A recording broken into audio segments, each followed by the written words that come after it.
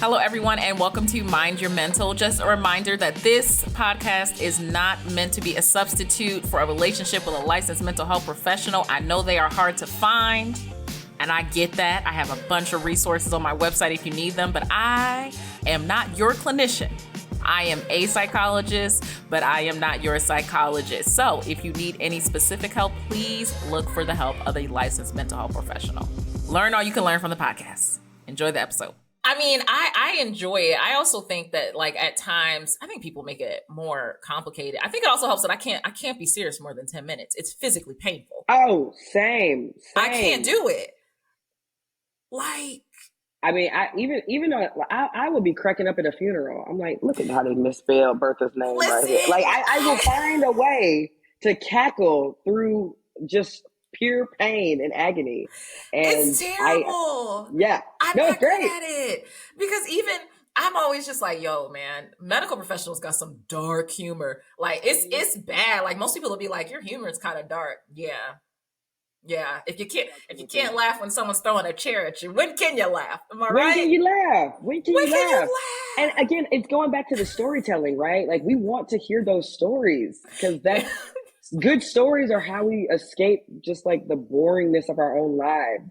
So it's like, I want to hear about it, somebody throwing a chair at you, like, right? That, like, and then that's still continuing with the session. I legit like, yo, continuing with the we session. got like 40 more minutes. Like, what are you? Chill. You see what I'm saying? Chill. Literally. Oh my gosh. And you continue the session with that person? Oh yeah. If they wanted to hurt me, they would have hurted me. So, like, also, I think this might also be a Philly thing. Sure. Because it was a teenage boy, he was bigger than me. If he wanted to, like, attack me, yo, he could have knocked my head off. He was trying to scare me. He was also frustrated, but he had difficulty with emotion regulation. Like, he don't know any other way to be, like, listened to without doing these big things. So I'm like, right, I see how you got there. You ain't about to freak me out. It's really not that deep. It's literally shallow as a kiddie pool. Chill.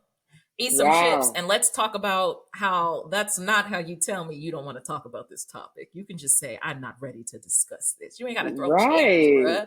Like, what we doing, cuz? What are we doing? I bought you chips. What we doing? What are we doing? Like, I recently started re-binging The Sopranos. And so... Oh, yeah, I love that. It's their anniversary, right? It's like their 25th or something anniversary of the show coming out or something like that. Wow. See, I wouldn't know because I'm just now...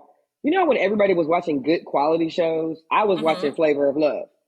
So now I'm going back and trying to rewatch the quality shows. Yeah. But it's like that relationship between, like, Tony and his therapist. I'm kind of just like, sis, at what point is he going to just cut you? Like, he's killing people around you. He's putting his hands on your throat, flipping your desk over. Like, how much can this therapist take?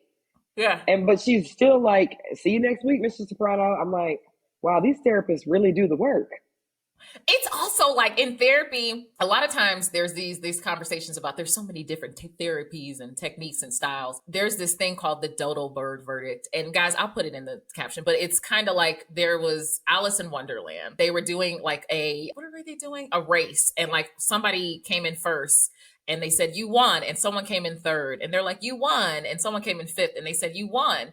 And they're like, who won? And they said, everybody wins. It's just about, the aspect of the race. And therapy, in my opinion, it's the same thing. It's not about, sometimes it's about very specific techniques, but a lot of times it's about having that model of an appropriate relationship to a certain extent, because you shouldn't be throwing chairs at people.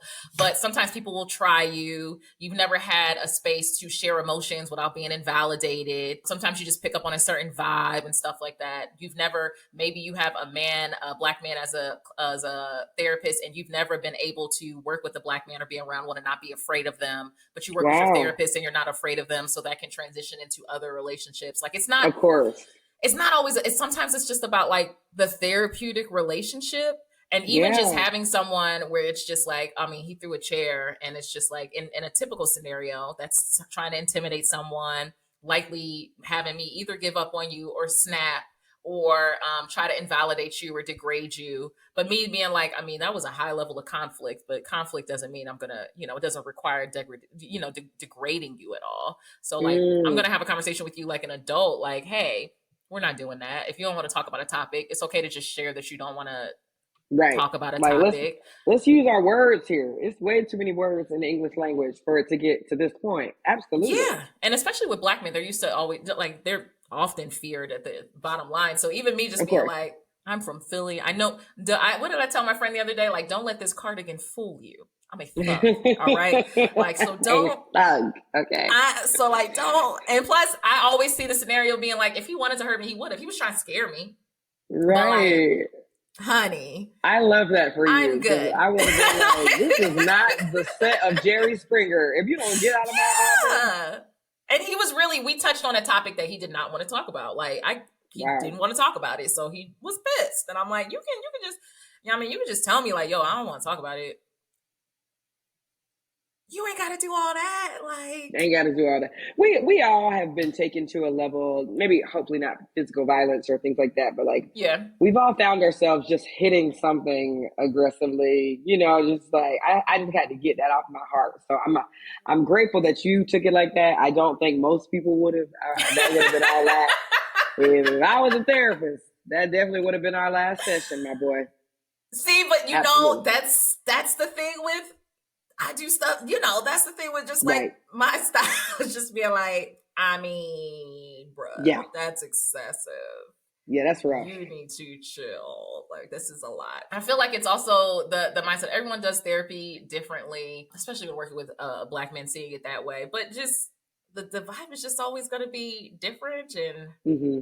everyone, listen to clinicians. You guys don't have to. If someone is throwing chairs and you feel uncomfortable, anything they do to make you feel uncomfortable, you can. I mean, that's a reasonable expectation to not work with them. But I've also done work in detention centers. I've like, Of course, yeah. I just get in there. So like typically I'm like, but if I ever felt uncomfortable, it would be a firm no for me. Got you. Good. I was like, now you got to have a line at some point. I have a line, but I think of it kind of just like the same way you mentioned, because we have toddlers, the same way you mentioned, like you've had an inclination and people get upset and the whole hitting thing. I had to remind myself of this because people ask me this all the time, like, oh, is it easier to parent when, you did child and family therapy? And I said, just because I know the reason behind why I want to rip my face off doesn't make me want to rip my face off any less. I still want to rip right.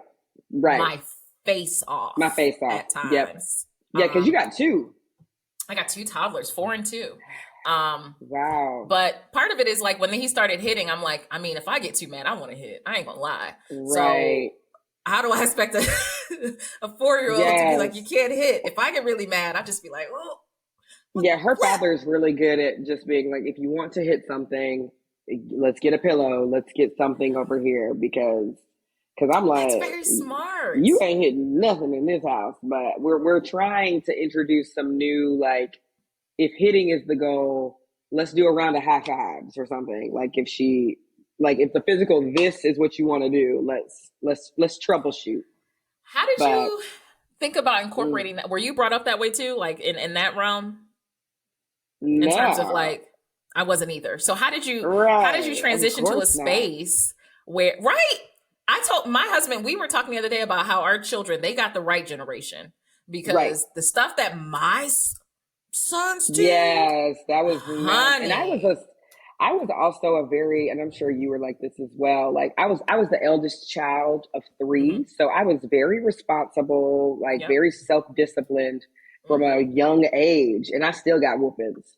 And I felt like our whoopings, it's like, because back then, not that I'm that old, I'm 32, about to be 33. But there was something about the 90s, 80s, 70s parent that was like, whoopings were like a getcha. Like if you made an accident, you got a whooping. And we were talking about you hungry. You still hungry? What? Like you get a cold and you get a whooping. You're like, now what? Like minor. Yeah. So you were afraid of your parents and you were afraid to be honest with them. And I remember when you posted that video and I was like, oh, this is me and my dad to a T. And we're definitely like obviously much better now. But when I see him getting elevated, I still have to sort of remove myself from the setting. Like I'm like, I gotta leave the room because like I'm not 16 anymore. You can't just like cuss me out and then I got to go to school. Like I flew in town to see you, and now you're like I have a condo in Chicago. We have a home in LA. Like I don't have to Like, why did I pay to come here to get Mm-hmm. fussed at, or and for tiny things, it's like, why did y'all put y'all It's the shoes in the kitchen? frustration It's like, because we tolerance. don't live here. Like, we Yep. don't know where things go. So you make it clear, make it clear where you want things to go, or they're going to be in the way. It's And that then simple, right? my mom was like, why don't you just put your stuff in the closet? I open the closet. You see all your clothes here? That's why I can't Yep. put anything in the closet. It's They're like the low hoarders too. frustration tolerance. I think, you know what though? That there should be a study on this specific generation and hoarding, Hoarding, because this is overconsumption. a lot of our stories when it comes to our parents. It's a lot of our stories when it comes to our parents. Like, why do you have this? I remember you doing a series. What were you trying to get? It was something you were Her trying to convince china your cabinet. mom's She china did get rid of cabinet. it eventually. She got As rid I of it. started to declutter, my father was feeling just a sense of relief. And Mm-hmm. I started, ghetto therapizing them myself, because I was Yeah, like, your cortisol levels are high because of all this stuff. Like, it's too you can't much. navigate this space. So I could just see him becoming so much more. But as a child, I don't really know how to.